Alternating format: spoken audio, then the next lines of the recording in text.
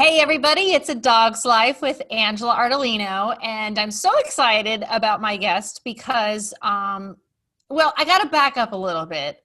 Some people may not know that what I was doing before I became a cannabis expert for animals, I published a magazine.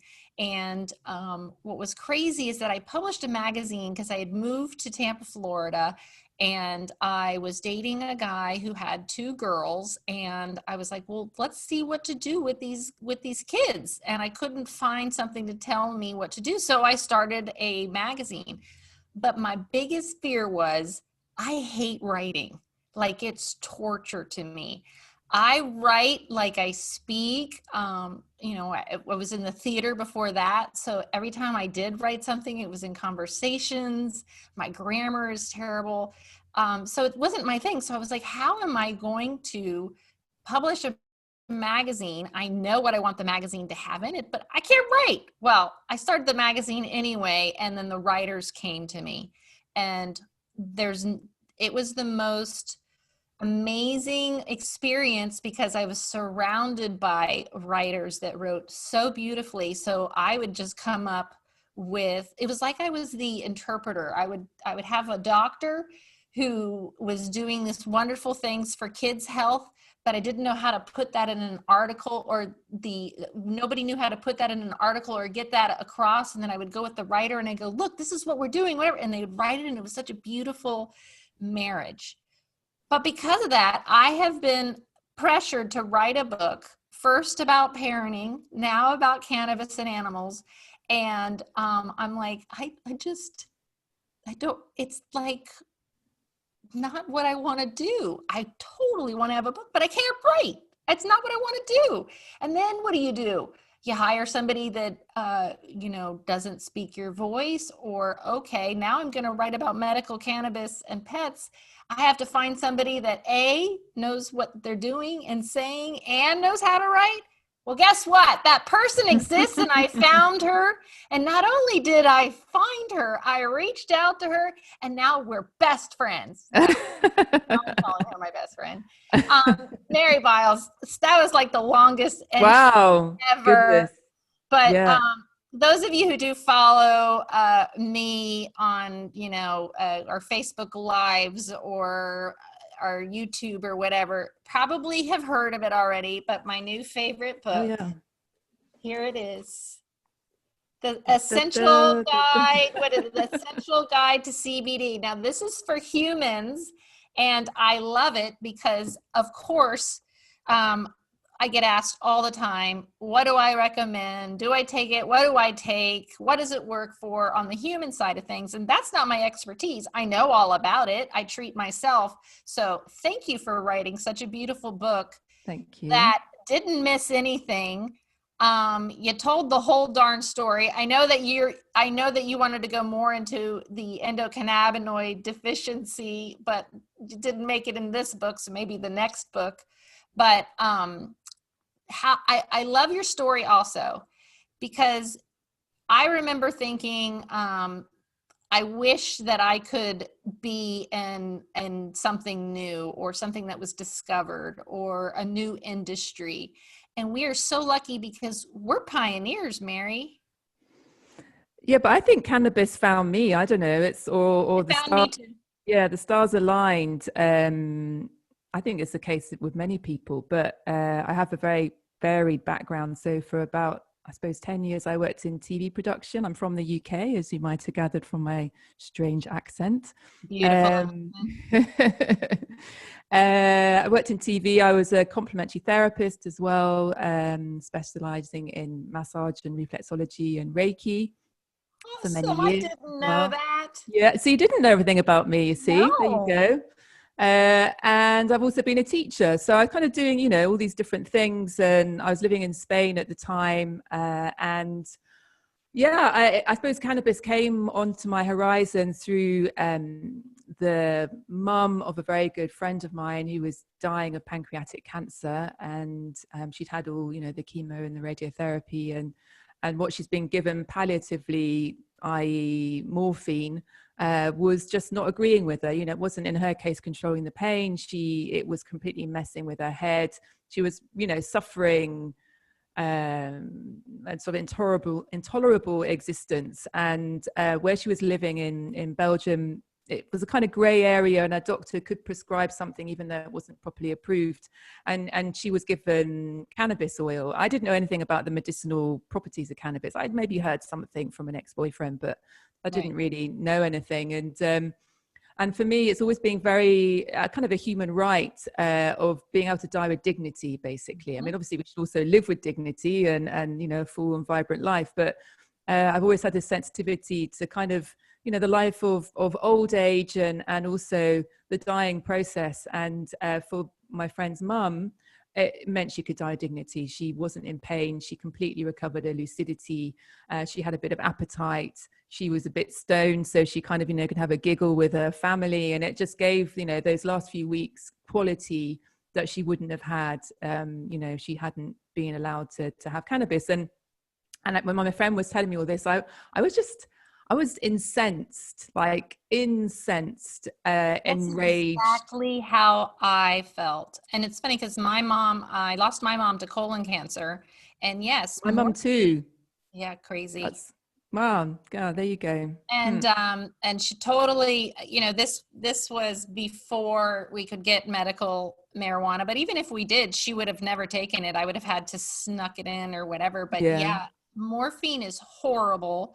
It doesn't get rid of the pain. It makes you crazy. So for literally the last 6 months of my mom's life, it wasn't my mom. It robs you of the time with your loved one. I mean, that's what it was like with my mum. And, I was trying to, she was 82. She was a nurse for many years.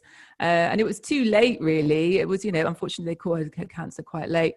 And we're trying kind of CBD oil and it just, she couldn't, it was like, what's this kind of weird tasting stuff you're trying to give me? And but anyway, but with my friend's mum, I don't know, I think that kind of, I promised her, I remember it very clearly, being in my kitchen in Seville and just making this like really heartfelt promise that I was going to do something about it. And at the time I was writing, I was writing about, I'd had something published quite just before about ayahuasca that was published on CNN, and so plant medicine was very much kind of on my mind and on my horizon. And so as it happened in Seville where I was living, there was a hemp fair just like a week after having this conversation with my friend. I got myself a press pass. I kind of wobbled along and chatted to a few people, and there happened to be a CBD company. This was like 2016, so it certainly wasn't the level of popularity as it is now.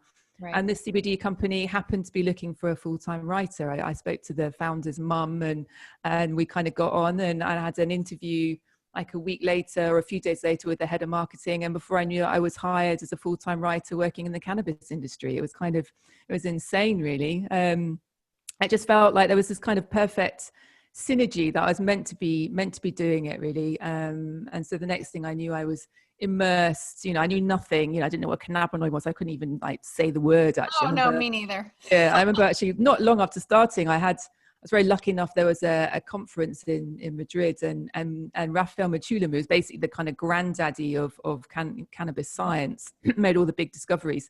Right. Because the company who I was working for were a sponsor, basically.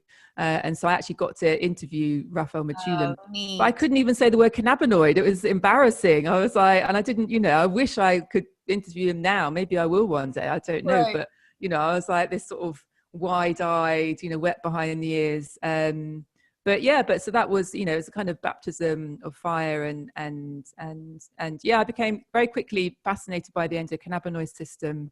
The more that I've written, including the book, but also, I write for Project CBD. Every time I write about, a condition, there's always, if you look at the research, there's always some kind of endocannabinoid irregularity. You can't necessarily call it a deficiency in some cases, but there's something going on with the endocannabinoid system. So, it's kind of one of the main stumbling blocks why cannabis medicine isn't being accepted. So in the UK, for example, 2 years ago, literally, this weekend, 2 years ago, it was finally legalized, but doctors are too frightened to prescribe it, partly because, they've been told all their professional lives, right from medical school, that this is, it's got no therapeutic benefit, and it's a gateway to heroin and everything awful you can possibly imagine. Yeah, but so are all the opioids. So I don't it doesn't make any sense to me. Are you finding? The thing is, but they've been taught, at least in medical school, they've been taught about the the dopamine system, or the we have an internal Right. system, as we do with the endocannabinoid system, but they at least know that there are receptors, and our body produces its own opioid like chemicals, which it does. So at least they have a kind of framework, and also then you've got the drug companies selling, encouraging them to kind of prescribe their patients. But at least that they and also, right or wrongly, there is clinical trials at least, and that is something that is lacking for many reasons. So, you listeners may or may not know. I mean, I know certainly in vet school, whatever it would be, they're not taught the endocannabinoid system, but Nope, just like the doctors at med school, they're also not taught the the endocannabinoid system. And so for me, until that gets taught, that's the reason. So for people that perhaps don't know what it is, it's we have receptors in our brain, central nervous system, in our gut, all around the body, and we produce cannabis-like chemicals which are similar to neurotransmitters, and basically we have this, their kind of purpose is creating balance in the body. So which is it's called a homeostatic regulator. So this is not some kind of like hippy dippy Reiki. I'm a Reiki practitioner, but like, oh, let's bring your body into balance. No, this is hard science, basically. So I literally just got finished saying this to Hernando, that when I get like a homeopathic doctor or vet on, and they start talking energies and whatever, and I'm like, oh, I hope I'm not losing anybody, because this is science and we're not making this up. Doctors aren't taught about it. They don't know about it.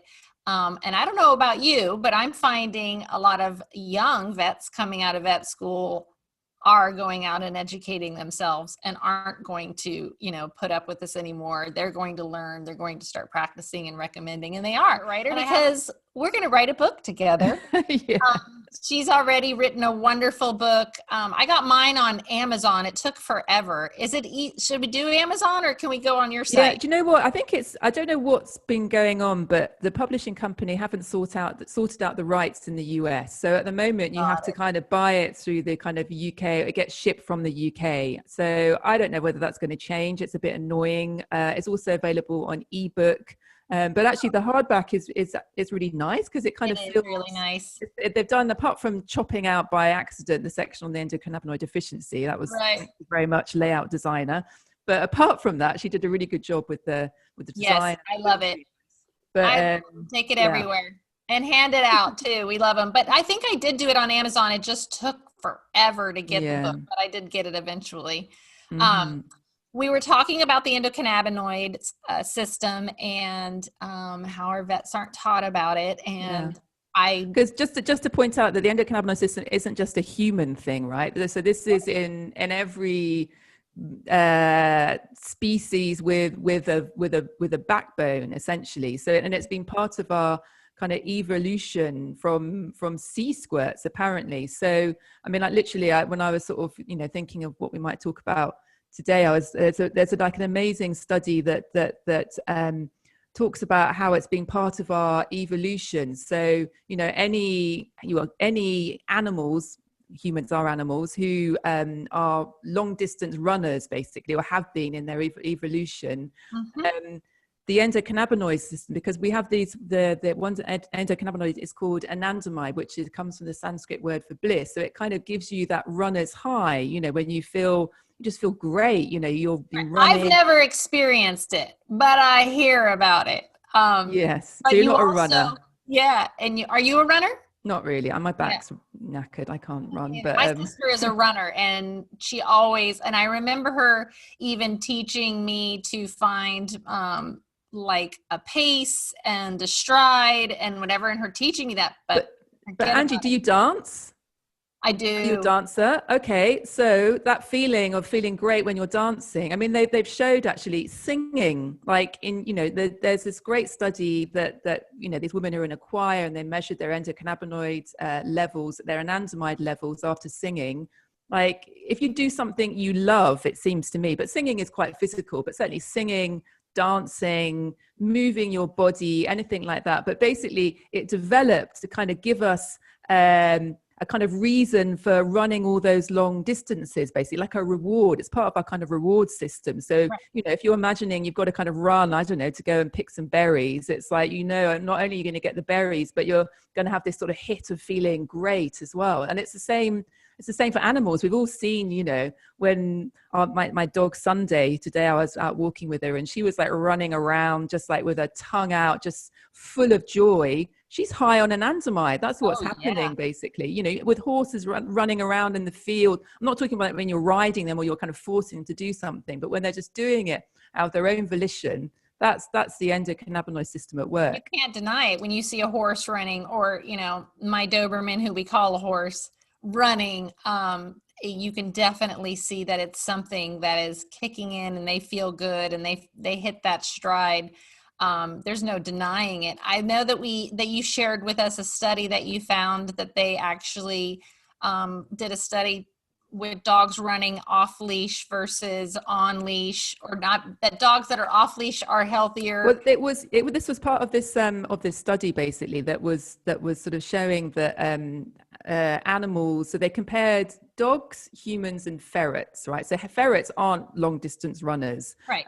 but humans and dogs, have been, and are, in certain circumstances. So what they saw was, after a period of time on the treadmill, humans and dogs, their anandamide levels shot up, basically, and there was general kind of positive, I know it's difficult to say with a dog whether they feel better, but the signs were there were positive effects. But interestingly, when they were walking on the treadmill, their anandamide levels actually dropped from the normal rate. So I found that curious. I don't know what that says. Maybe it's just a bit miserable walking on a treadmill if you're a dog, but I think perhaps it's maybe it's illustrating that if your dog can run off the leash and have fun, that actually it's going to be beneficial for their overall health. I love it. And ours. Indeed, exactly. Ours. I love it. What were, like, when you started writing and doing your research, what was some of the most amazing discoveries that you came across when you were researching, when it came to both either us or animals? Yeah, I mean, to be honest, for me, it's always about the patient case studies, and I can only really sort of, for me, it's been mostly humans that I've interviewed, and it's just, I don't know. For example, in the book, it's one of the, for me, the most impactful stories, because it's, I think with children, it always makes a massive impact. And it was a little boy called Niall who had a febrile convulsion when he was just 1 year old, and started having kind of autistic behaviors after that. Basically, kind of lost his language and went into that kind of autistic bubble. And his parents were at a loss to know what to do, really. There's nothing that doctors could do. And they did some research, and CBD came up, basically. And they started giving Niall some CBD. I think he was like 4 or 5 at the time. And it was just, it was something that was so quick. It was like day 8, like he had the first proper conversation with his mum he'd ever had. And the words were, which I find is mind blowing, was like, "Mummy, my head doesn't hurt anymore, and I'm not afraid anymore." So you can, I mean, that's just astonishing, absolutely astonishing. And obviously there's all the cases of children when they've gone from their seizures haven't been controlled by seizure medication, and now they're seizure free. That's astonishing. Or people who so many times I've heard from people who actually their life was so awful, be it because they're on opioids and have terrible pain that's not being controlled, or have mental health problems, kind of intractable depression, and they were literally wanting to end it all. That's how bad life got. And for whatever path, they ended up trying cannabis. And you know, now they have quality of life. Now they have a life, actually. And it's Yeah. not just their lives, it's the people, it's their family members as well, because this kind of, it ripples out, you know, I guess, you know, in the same way with a pet, actually. If your pet is, you know, terribly in pain. I mean, I was sort of discussing with you, my mum's little dog, who my cousin now looks after, who, you know, she's elderly, she's got dementia, she was in pain. And it was, you know, their life was kind of ruled by this little dog who was clearly suffering. And I, you know, I don't know whether it's the CBD, because they have started giving us CBD now. Good. It's like, I'm going to want to name her Lazarus, basically, because they sent me a video, which I could share. I don't know if we can share it in some way, but Oh, I think I we couldn't can. believe it. If you I don't know put if I can do it. Well, I'll have to do it afterwards. I don't, because it's on my phone. But what literally, we were talking about, you know, do we have to think about having her put down and blah blah blah, and they sent me, you know, like a day later or 2 days later, and she's skipping around. It's like, you know, and now they can relax as well. You know, it's for me, it's this kind of ripple out effect. It's not just about the patient, it's about everyone that's, you know, in their kind of involved in their care and in their family setup. What I keep finding, and why, because I remember calling it a deficiency in our endocannabinoid system, you know, like when I was trying to explain it, and then I heard others referring to it that way. But I feel like it's another degenerative disease as we get older, that we will have more deficiencies in our endocannabinoid system. We're not going to produce as many of our endocannabinoids, and we happen to have this beautiful plant that has these phytocannabinoids that help us. But when it comes to animals, every time I get a super geriatric, even sick, covered in cancer, was going to be put down, and I you know, do the opposite. I don't go slow, because I've been using it since 2015 with amazing success, and I've got an animal that it's a life or death situation, and I give them one dropper full, which is about 42 milligrams of a full spectrum hemp extract extracted from the flower, our peel product.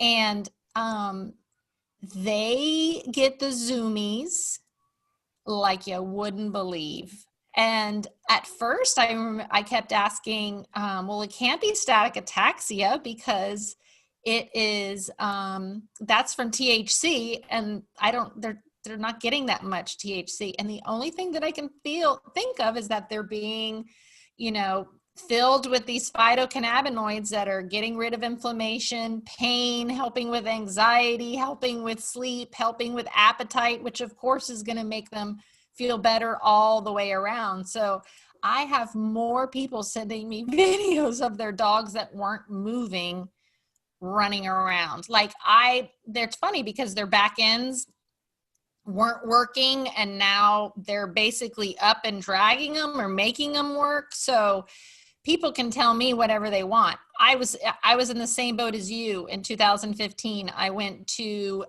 San Diego to my first conference, and saw parent after parent stand up and talk about how not only did it stop their kids' seizures, but their tumors went away. And I was bawling, and I was pissed off, and I'm not a writer, but I was loud, and I came back to my state and fought to have medical marijuana be approved, and you know, became an advocate. And when I discovered that the animals had the same system and they could benefit, and that I could benefit, I take it every day for my rheumatoid arthritis. I cannot sleep. You know, I'm up at 3 or 4 in the morning, and it is a lifesaver. It's saved my life. It's saved so many of my animals' lives. Quality of life is everything. Not to feel pain, not to be anxious because you think you're going to feel pain, is, you know, that is the greatest gift you can ever give. I've seen more kids have a seizure, be given a tincture, and like you said, start having a conversation with their mom or with whoever it is and be able to voice it. Our animals can't do that. So we have to be their advocate and do that. And I'm with Mary Biles, who's the author of a wonderful new book, the Essential Guide, the CBD book, but she also has a podcast. And I I don't do. know if you've been feeling super relaxed while listening to your voice, but I mean, you've got an awesome voice for a Thank I mean, you. every time I listen to you now, and it might be because I listen to your podcast while laying in bed, so maybe that's why, but so soothing, such a wonderful voice. But you've had some amazing guests on, and it's great because I like to try to listen to something that inspires me right before I go on and talk on Facebook Live or to our base of followers, because I get so inspired. I loved when you were talking about, and now I can't remember who it was that was bringing up the endo, was it Ethan Dr. Russo? Ethan Russo, yeah. Well, he coined the whole term. I mean, if it weren't for Yeah, him, we wouldn't probably be, talking these terms really officially. But to be honest, the podcast, I try and talk as little as possible, I know. because it's for me, it's a platform for other people. It actually came out of the book because I just thought when you write up an interview, you take little bits and pieces and you stitch it together with your own words. And I'd recorded different interviews, and it's not the same. There's people telling their stories with their own emotion, etc. So I didn't, unfortunately, the sound wasn't of the suitable quality of all the interviews to use them in the podcast. But that's just what I decided to do. It's somewhere where people, be they patients, doctors. There's a lot of, I'm really into the science, so there's some very, very interesting, cutting edge interviews with scientists revealing the current work that they're doing. I mean, I have to big up the latest one with Christina Sanchez, who's one of the sort of most renowned pioneers in researching cannabis and cancer. So for me, it's a great pleasure and a privilege really to be able to do it. Awesome. I want to talk about that interview because I loved what he said about, these ailments like fibromyalgia, or, if we look at pets, these pets that are, there's so many things that they suffer from. And because the vet isn't taught anything about diet, nutrition, or the endocannabinoid system, they're given an antibiotic or a pain pill, but they have no idea what's wrong. That these mysterious, issues that exist that we don't have anything for are probably a deficiency in our Yeah, and endocannabinoids. often they have a kind of cluster. Certainly in humans, a cluster of symptoms. So there's like a kind of oversensitivity to pain. There's kind of usually anxiety. There could be some fatigue, something like that. So, but I think unfortunately, I guess maybe it's the same with vets. They can't, or they don't tend to think holistically, so they don't see the cluster. They Right. just see individual symptoms, I think.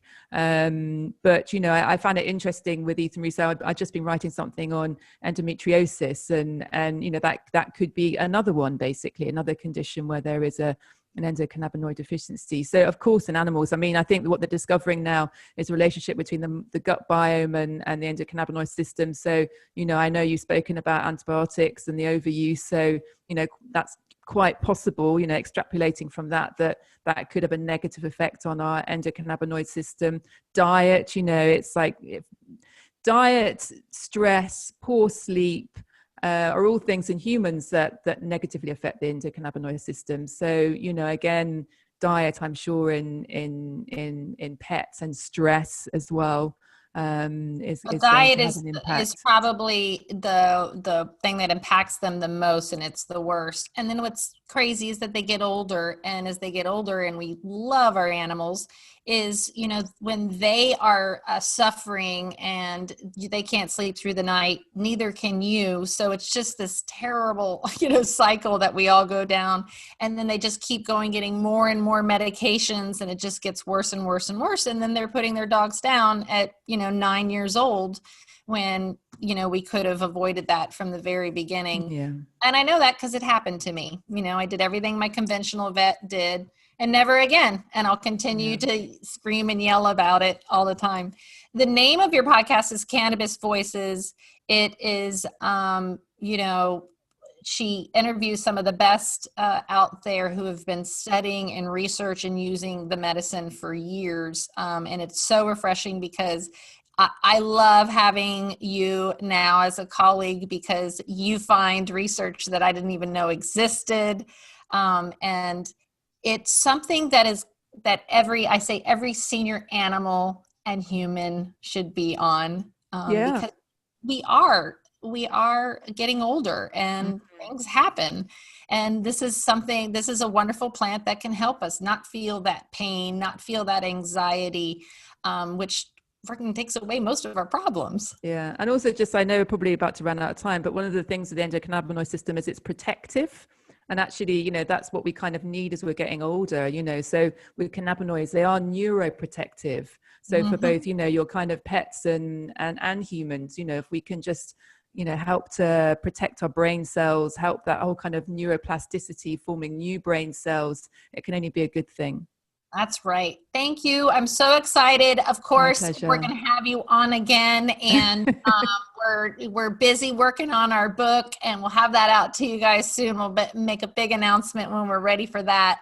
Great. If you want to listen to her podcast, marybiles.com, that's Biles, and it's called Cannabis Voices. Yeah, And it's they can also get us on Apple and all everywhere you normally find your podcast, you'll find Cannabis Voices. and they can get your book from your website also. Exactly. Yeah. Awesome. I highly recommend it. It's one of my favorite. I feel so blessed to know you and be able to write this book with you. Thank you for joining me. Oh, my And have a pleasure. good one. Have a Keep great warm. day. Okay. Okay. All right. Bye. Bye-bye.